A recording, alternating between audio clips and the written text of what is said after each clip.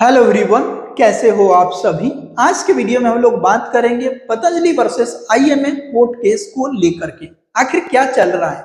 जो main stream media है और जो लेफ्टिस्ट मीडिया है उनमें से कोई भी इस मैटर को सही तरीके से नहीं बताया जा रहा है। इसमें हर जगह पतंजलि को विलेन बताया जा रहा है और पतंजलि इज द फिनिश्ड ऐसा करके, और बहुत सारे आप न्यूज़पेपर में देख रहे हो कि अलग अलग चीजों को दिखाया जा रहा है। रामदेव बाबा और पतंजलि ने जो आयुर्वेद और योग के लिए किया, वो भले ही भारत के जितने भी आयुर्वेद के फील्ड में काम करने वाले लोग हैं भूल गए हैं। जो लोग भूल गए हैं उनको तो मैं कुछ कह नहीं सकता, लेकिन इतना जरूर कहूंगा कि आयुर्वेद को मेन स्ट्रीम में लाने में एक ही पर्सन का योगदान है, वो उसको भुलाया नहीं जा सकता। जितने भी आयुर्वेद के फील्ड में जो लोग भी काम कर रहे हैं उन सबसे मेरी रिक्वेस्ट है कि प्लीज थोड़ा सा आगे आकर के आयुर्वेद के लिए जरूर आवाज उठाइए। तो चलिए दोस्तों, वीडियो को शुरू करते हैं। स्क्रीन पर आप लोग देख पा रहे हो पतंजलि वर्सेस आईएमए, मैंने टॉपिक दिया है। इसमें सबसे मेजर जो इशू है वो कोरोनिल एडवर्टाइजमेंट, जिसको लेकर के गवर्नमेंट ने ही 2020 में ही इसको बंद कर दिया था। एडवर्टाइजमेंट के जस्ट बाद थोड़े समय बाद इसको बंद कर दिया था कि क्योंकि बाबा रामदेव ने यहाँ पे कहा था कि कोरोनिल से जो है कोविड ठीक होती है। तो इसको हालांकि गवर्नमेंट ने बाद में इसको बैन कर दिया था कि आप इस तरह के स्टेटमेंट नहीं दे सकते, कोरोनिल को एज ए इम्यून बूस्टर के तौर पे यूज कर सकते हैं, लेकिन ऐसा नहीं कह सकते। दूसरा जो मैटर आया है वो 52 डिजीज को लेकर के, ठीक है। जो पतंजलि है वो 52 जो डिजीज है उसकी ट्रीटमेंट का दावा करती है। जो आपको पता होगा drugs and magic remedy act 1954 में जो एक लॉ बनी थी उसमें यह बताया गया था कि जो 52 से ज्यादा डिसऑर्डर है जिसकी आप ट्रीटमेंट नहीं कर सकते, नहीं उसके दावा कर सकते हैं, लेकिन पतंजलि जो है इसके ट्रीटमेंट की दावा करती है, जिसको लेकर के आईएमए कोर्ट गया हुआ है। उसके बाद जो बाबा रामदेव और पतंजलि की तीसरी स्टेटमेंट थी, एलोपैथी इज स्यूडो साइंस। अब ये कहानी से आप सब लोग वाकिफ होंगे, क्योंकि आज से उस समय पहले, आज से 2-3 साल पहले, 4 साल पहले क्या हुआ था कि आयुर्वेद इज स्यूडो साइंस ऐसा करके एक ट्रेंड चलाया गया था ट्विटर और अलग अलग जो मीडिया प्लेटफॉर्म है और अलग अलग जगहों पर। तो कहते हैं ना कि जैसे को तैसा मिला, तो वही जवाब इन्होंने दिया था और इन्होंने फैक्ट के साथ दिया था।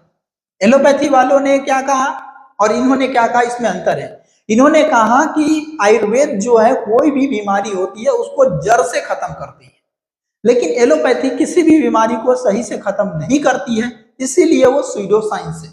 इस स्टेटमेंट को लेकर के भी कोर्ट में फाइल है।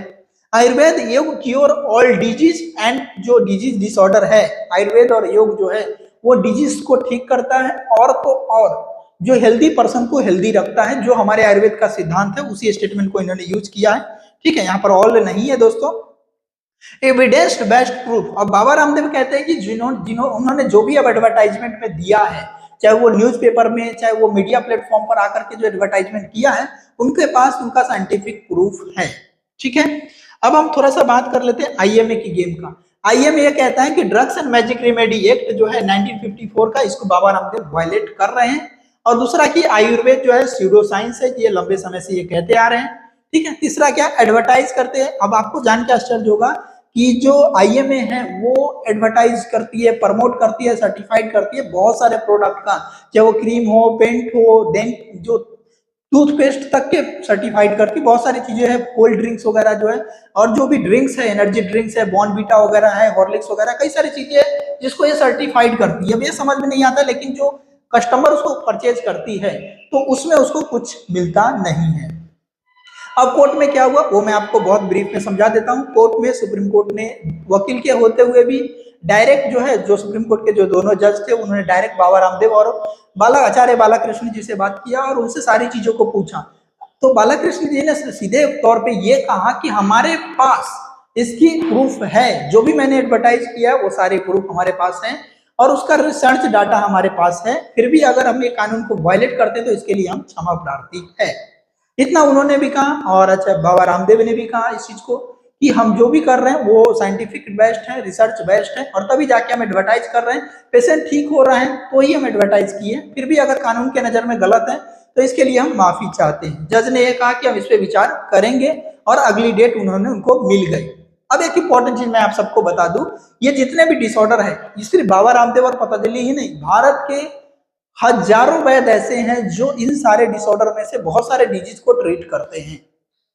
जो drug and magic remedy act में बनाया गया है उसमें जो लिखा गया है, अब सवाल यहाँ पे ये है कि किसी के पास प्रूफ नहीं है। पहली चीज, प्रूफ नहीं होता था क्योंकि लोग डाटा कलेक्ट करने में भरोसा आयुर्वेद वाले नहीं करते थे, लेकिन पिछले 10 सालों में ये चीजें डेवलप हुई और सब लोग अपना अपना डाटा कलेक्ट करना शुरू किए। अब सबके पास डाटा हुआ है तो अब धीरे धीरे मांग उठने लगी है। अब दूसरी तरफ जो वैद्य है, जो ग्रो कर गए मार्केट में, बहुत अच्छा उनका नाम हो गया, तो उनके पास बहुत सारा पेशेंट आ रहे हैं, तो वो आगे आकर के आवाज उठाना नहीं चाहते हैं। उनके पास या तो समय की कमी है या निष्ठा की कमी है, कि क्या है वो हम नहीं कह सकते, लेकिन इतना तो जरूर है कि वो आगे आकर के अपनी आवाज को बुलंद नहीं करते हैं। सरकार से मांग नहीं करते कि ये जो कानून है इसको हटाया जाए, इसमें चेंज किया जाए, कुछ चीजों को एडम किया जाए, कुछ हटाया जाए, कुछ बदलाव किया जाए, ये मांग नहीं करते। लेकिन पतंजलि ने ये सारा चीजों को कर करके ये चीज तो प्रूव कर दिया कि अब इस कानून में बदलाव होगा। अगर बदलाव होगा तो होगा, अगर बदलाव नहीं होगा तो जो बाबा रामदेव ने जो प्रूफ दिया है उस प्रूफ के बिहाफ पर भी इस कानून में बदलाव होगी। आगे की कोर्ट प्रोसीड्यूर में क्या होती है, लेकिन मेन स्ट्रीम मीडिया ने तो ये तो क्लियर कर दिया कि बाबा रामदेव को सजा होगी। लेकिन मैं आपको बता देता हूं कि ऐसा कुछ भी बाबा रामदेव ने नहीं किया। एडवर्टाइजमेंट से लेकर के हर चीज में कि उनको सजा हो, माफी हो सकता है, उनको मिल जाएगी। और एक इंपॉर्टेंट चीज है कि जो ये सारा जो प्रोसेस चल रही है, जिसमें कि जो आयुर्वेद सनातन संस्कृति को दबाने की कोशिश की जा रही है, चाहे वो योग को दबाने की कोशिश की जा रही है, ऐसा इसीलिए किया जा रहा है कि लोग जब बीमार पड़ेंगे ही नहीं, जब लोगों का 100% क्योर मिलेगा, 100% लोग ठीक होंगे, तो एलोपैथी का जो बिजनेस है, जो फार्मा कंपनी की बिजनेस है, वो काफी हद तक खत्म हो जाएगी। इसीलिए इतना ज्यादा जोर शोर किया जा रहा है। अभी आपको ये देखने को मिलेगी अलग अलग देश के अलग अलग जगहों से पतंजलि के प्रोडक्ट में ये निकल गया, वो निकल गया, वैसा हो गया, वैसा हो गया।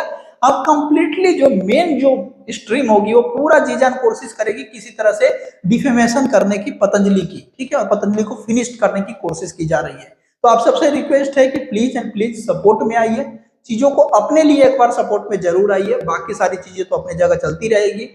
ठीक है दोस्तों, इस वीडियो को हम लोग यहीं तक रखते हैं, मिलते हैं अगले वीडियो में, तब तक के लिए बाय बाय।